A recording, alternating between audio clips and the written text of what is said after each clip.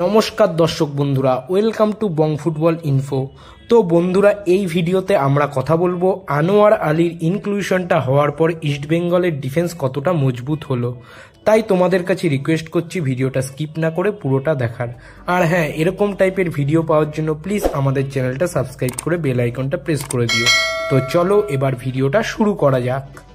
তো বন্ধুরা, আমরা সবাই জানি ডুরান্ড কাপে ইস্টবেঙ্গলের ডিফেন্সে যে চারজন প্লেয়ার খেলছে তারা হচ্ছে লেফট ব্যাকে মার্ক জোথান পুইয়া, দুজন সেন্ট্রাল ব্যাক হিসেবে খেলছে হিজাজি মাহের ও লালচুং লুঙ্গা, ও রাইট ব্যাকে মোহাম্মদ রাকিব। আর আনোয়ার আলীর ইনক্লুশন হওয়ার পর অটোমেটিক্যালি হিজাজি মাহেরের সাথে লালচুং লুঙ্গার পরিবর্তে আনোয়ার আলীকে খেলাতে হবে।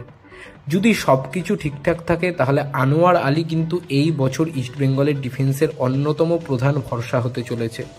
প্রথমে যদি আমি স্টপারের কথায় আসি, তাহলে আধুনিক ফুটবলে বড় বড় কোচেরা নিচ থেকে বিল্ড আপ ফুটবল খেলাতে পছন্দ করে। এটা আমরা ম্যানচেস্টার সিটিতে দেখেছি, বার্সেলোনায় দেখেছি, বায়ার্ন মিউনিখ, লিভারপুল, প্রত্যেকটা টিমেই আমরা এই বিষয়টা লক্ষ্য করেছি। এবার আমরা যদি আনোয়ার আলীর কথায় আসি, তাহলে বর্তমানে ইন্ডিয়ান ফুটবলের বেস্ট বল প্লেয়িং ডিফেন্ডার হচ্ছে আনোয়ার আলী। আনোয়ার আলী নিচ থেকে খেলা বিল্ড আপ করতে পারে।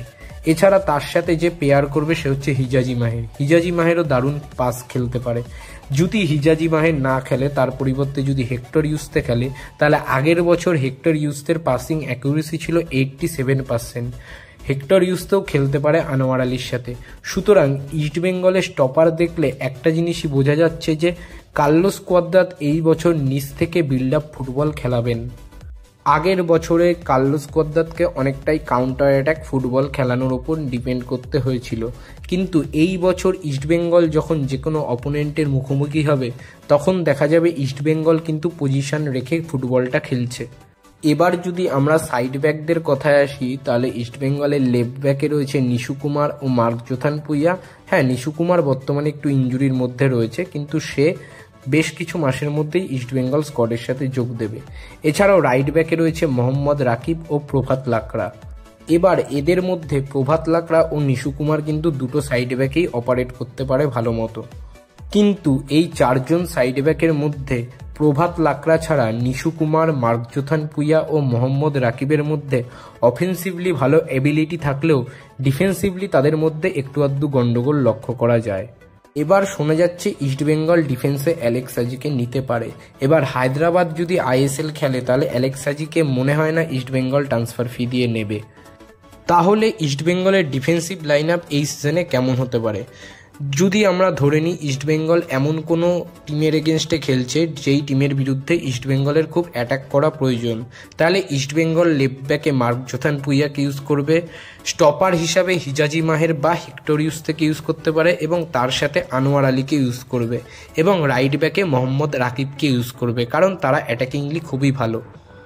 এবার আইএসএলে এমন কিছু অপোনেন্ট রয়েছে যাদের বিরুদ্ধে ডিফেন্সটাও কিন্তু খুব স্ট্রং হওয়া প্রয়োজন, যেমন মোহনবাগান, মুম্বাই সিটি এফসি, কেরালা ও এফসি গোয়া। এদের বিরুদ্ধে ইস্টবেঙ্গল লেফট ব্যাকে প্রভাত লাকড়াকে ইউজ করতে পারে, দুজন স্টপার হিসাবে হিজাজি মাহের বা হেক্টর ইউসের মধ্যে যে কোনো একজন, এবং তার সাথে আনোয়ার আলীকে ইউজ করবে, এবং রাইট ব্যাক হিসাবে লালচুং লুঙ্গাকে ইউজ করতে পারে, কারণ ইস্টবেঙ্গলে জয়েন করার আগে লালচুং লুঙ্গা কিন্তু একজন রাইট ব্যাক প্লেয়ার ছিল। এছাড়াও ইস্টবেঙ্গল কিন্তু 3 ব্যাক লাইনেও খেলাতে পারে, যেখানে ইস্টবেঙ্গল 3টে স্টপার ইউজ করতে পারবে, যেখানে একটা অবশ্যই ফরেন স্টপার হবে, সেটা হিজাজি মাহের ও হেক্টর ইউসের মধ্যে একজন, আর দুজন হবে আনোয়ার আলী ও লালচুং লুঙ্গা। সুতরাং একটা জিনিসই বোঝা যাচ্ছে যে একটা আনোয়ার আলীর এডিশন হওয়ার জন্য ইস্টবেঙ্গলের ডিফেন্সে কিন্তু অনেক অপশন বেড়ে যাচ্ছে, যেটা ইস্টবেঙ্গলকে এই বছর আইএসএলের অন্যতম টপ কন্টেন্ডার হিসাবে প্রমাণ করবে। তো বন্ধুরা, এবার ভিডিওটা শেষ করার সময় চলে এসছে। ভিডিওটা শেষ করার আগে কমেন্টে তোমাদের কাছে একটা জিনিসই জানতে চাইবো, সেটা হচ্ছে তোমরা ইস্টবেঙ্গলের ডিফেন্সিভ লাইনে কাদেরকে দেখতে চাইছো সেটা কমেন্ট করে জানাও। আর ভিডিওটা ভালো লাগলে লাইক করে দাও, শেয়ার করে দাও, আর তোমাদের কি বক্তব্য এই বিষয় নিয়ে সেটাও কমেন্ট করে জানাও। আর সবশেষে একটা কথাই বলবো, দেশ ও বিদেশের ফুটবলের নানা রকম আপডেট ও অ্যানালাইসিস পাওয়ার জন্য আমাদের চ্যানেলটা সাবস্ক্রাইব করে বেল আইকনটা প্রেস করে দাও। তো আজকের মতো টাটা, বাই।